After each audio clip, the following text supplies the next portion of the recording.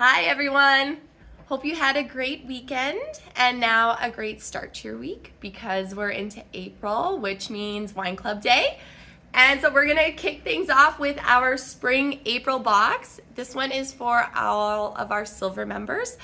And obviously, if you're in all reds or all whites or something like that, we gotta shake things up a bit. But this is the standard box that we have going on this month. So first one up is the Kotoku Sauvignon Blanc. This one comes to us from Marlborough, New Zealand. Classic Sauvignon Blanc area for New Zealand.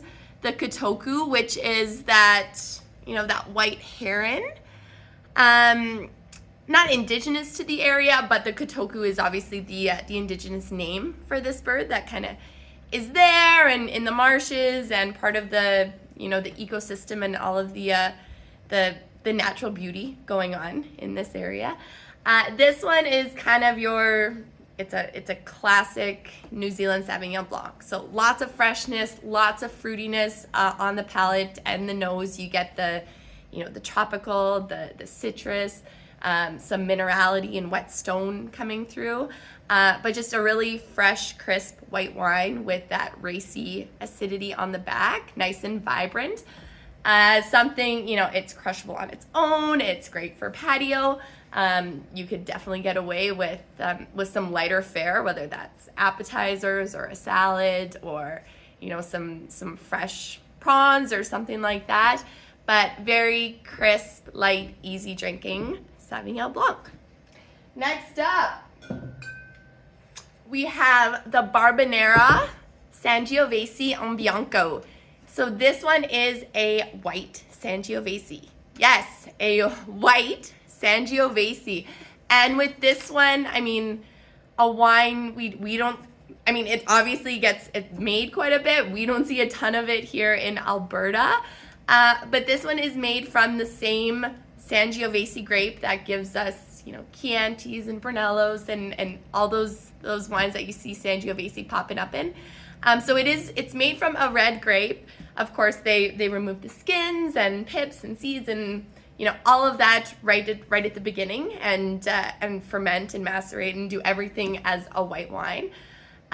So totally different style, but made from that grape. So instead of we're not going to get red fruit off this one, but you get, orange blossom. It has some citrus notes to it. It still has, again, that juiciness, that salinity quality. The grapes are still, they're grown alongside the olives. They've got the seawater there. We still get that nice salty kind of brininess to it. Fresher style, of course. Barbonera, this one is from Tuscany. A family, they've been around, 1930s. They're working on their fourth generation, but very focused on sustainable farming, focused on doing all of the right things. This one, you could definitely drink it on its own. Would be a great food wine as well, though, especially again if you were like a Niçoise salad that has the olives or some feta and saltiness and some fat to cut through. But a dynamite little white Sangiovese for your lunch or a patio dinner now that it's finally sunny for the foreseeable future. And something just versatile, something fun and different for us to try this month. To keep things rolling, next we have the Civile Chardonnay from Miolo. So this Chardonnay comes to us from Campana, Brazil, which first Brazilian wine we've had at the store, at least. But Brazilian wines, they're the third largest producer in South America, so they've been running the ropes for a long time. With Miolo and Campana, this one is, you're at higher altitudes, the soils are a little different. These ones are, again, designed to be kind of that, no frills, no lavish, not big on luxury, but designed to be these, easy drinking, approachable, everyday styles of wine. So the Chardonnay grape itself, little more robust, little fuller bodied, has a little bit more grit to it. This one isn't done in the, big luxurious French oak or, focused on malolactic fermentation or any of that stuff. It's just kind of fresh, easy, done in concrete and stainless steel. You get lemon zest on it. It has lots of apple on the nose, and kind of just a cleaner style, but a little richer. So if that's something you wanted to do with a chicken dish or, barbecue chicken even or something like that, Brazilian Chardonnay for us to try. Next up, since we are down in Brazil anyway, we are just going to dip over to Argentina for our first red in your April Wine Club box. This one is the Cuatro Malbec from Raul Joffre. So Raul Joffre, kind of new age, like he started planting vineyards in the 90s, 98 is where these vineyards come into play. So, they're 25 years old now, but long line of winemaking history in this family with French roots and origin. So his great-grandfather had property in the Pyrenees area, in the Pyrenees area, so southern France, kind of escaped, went over to Argentina and started a new life in 1918 post World War I. And they've been cultivating and kind of mapping out, soils and what kind of grapes, and focusing on, distinctive, authentic expressions of the grapes that they play with the different altitudes and soils and what you see there. So with this one, the Cuatro, we are in the Uco Valley. So pretty high altitude. Again, just designed to be an authentic, more fresh expression of the Malbec down there. So the vines, they get a lot of sun. They're able to harvest late in the year. And then all of the wines see some oak. In this instance, you can see it's the cute little flowers. It's fresh. Only 15% of the wine goes into French oak for 6 to 9 months. So really, it has some of that oak. You get, it's a great way to kind of soften the wine and the edges there and create the balance and the harmony. But definitely, that fruit forward kind of jamminess with blackberries and plums and whatever you're picking up will have some of the tobacco, the leather, the smokiness of the soils. But more of a fruit forward with a nice dry finish, smooth Malbec. Next up, Grafalco. So now we are dipping back over to Italy for the Gricos label from Grafalco del Vatur.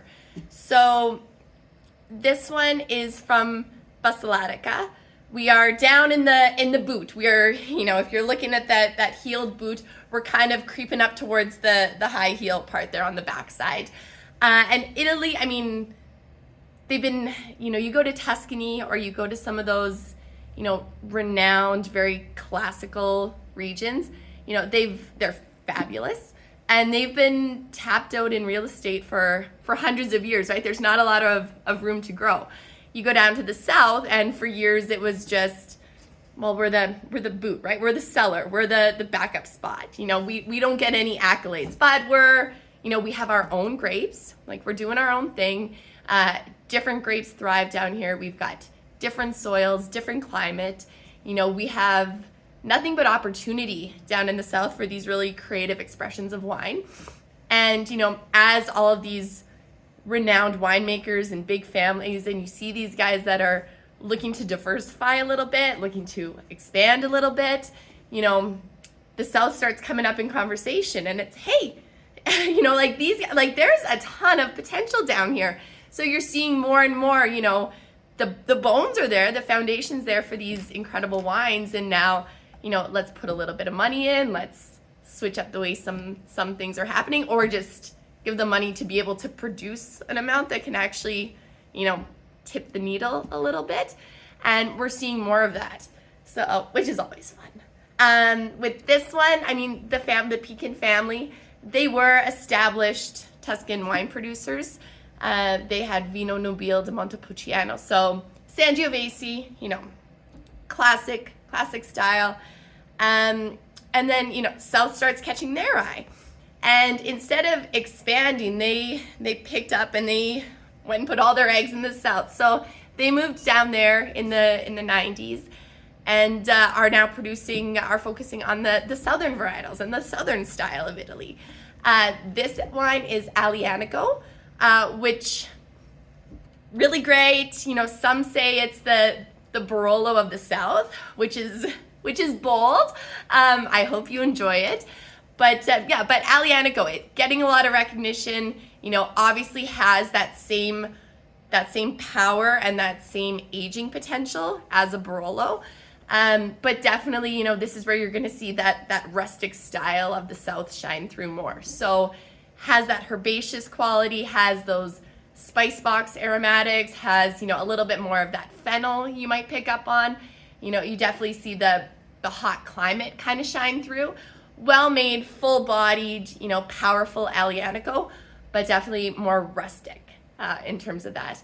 So something, you know, again, with spring and hopefully sunshine and hot weather, this is wicked for, you know, barbecue, for grilling, for those high, you know, red meats or proteins. If I'm talking to a vegan or something, I apologize, that's where my mind goes, but, you know, an eggplant or something like those, a denser, more weighted dish. But definitely that's something that'll shine through with this one. And then our last wine, we are going north. If we're going to talk about Nebbiolos and Barolos, we should drink it. So for this one, we are in Montfort d'Alba, right in the heart of Piedmont, for Paolo Conterno's Nebbiola. This one, not a Barolo, from the same vineyards as the very established, you know, big crus and big Barolos that this house produces. But as, you know, as there's this kind of you know, climate change, and we don't want, you know, we're not drinking full-bodied reds maybe as long in the season, right? You might, you know, want to grab a beer, you know, more in the summer when it's super hot, or go for a rosé to quench your thirst, or, you know, the reds, it's, you know, especially those big, dense power hitters, you know, you see the market is dropping a little bit on an annual scale because there's so many options and it's so hot and there's maybe not always a place for them. And we still want the Barolo. We still want those, you know, those big, intense wines, but we want them now, and we want them suited to what our life looks like now. And so Barolo and Piedmont have answered, and they are doing a great job creating these more drink-ready, approachable wines from Nebbiolo, which is the same grape as Barolo and Barbaresco, but that don't necessarily require, you know, 30, 40 years of aging to reach their full potential. With this one, the Nebbiolo, how they do it is, you know, when they're macerating it, so when you get your grapes and everything's, you know, all getting to know each other and you've got the skins and everything in there, you know, typical Barolos, again, depending on the season, but, you know, you're looking at 26, 28, maybe 30 plus days of that really slow, drawn out, traditional style of maceration to, you know, pull as much tannin as you can, to pull as much weight and color and, you know, all of that delicious grittiness as you can before you start fermentation. And that's what gives us, you know, those big tannic, you know, that gritty tannic feeling where you crave something. It needs food with it. With the Nebbiolo style that we're seeing more and more of is they'll do all of that, but instead of going 26, 28, 30 plus days, they'll have the skins and everything in there for about a week, 7-8 days, and then they remove them. And it's essentially the same as when you look at how a rosé wine is done, right? Where the skin is in there and you get that sexy color, you get what you need from it, and then you remove it and you continue fermentation. That's exactly what they're doing with the Nebbiolo grape. So after a week, the skins and all of that are removed, so it stops putting tannins and the phenolics and things like that into the wine. But we're able to, now we get this wine that has that same wicked nose that we love Barolo for, with the tar and the truffles and the roses and whatever you get from it. You get that same nose, you get that same weight and style of wine, but it's much more, it has, you know, bigger drinkability. It has more freshness. It doesn't crave a big, heavy meal necessarily. You know, it's still, you know, got the body. It's still got 14.5% alcohol, but fresher nose, you know, a Nebbiolo that you could pair with like a seared halibut. A Nebbiolo with a whitefish, and you could get away with it because it doesn't have those big tannins that are gonna, you know, create that metallic-y feeling if it's with oily fish or something like that. So it's a really fun kind of hybrid and middle ground for those full-bodied red drinkers, but that want it, you know, where they can maybe get away with a slight chill and having it in the sunshine. So this is the Lang Nebbiolo from Paulo Conterno. And that, let's see if I can do this smooth or if I'm just gonna end up having to redo the whole video. Oh no, I can't flip it, but there is our April lineup. Cool. That's it. Well, thank you again, as always, so much. We really appreciate your support, and we hope you enjoy the wines this month.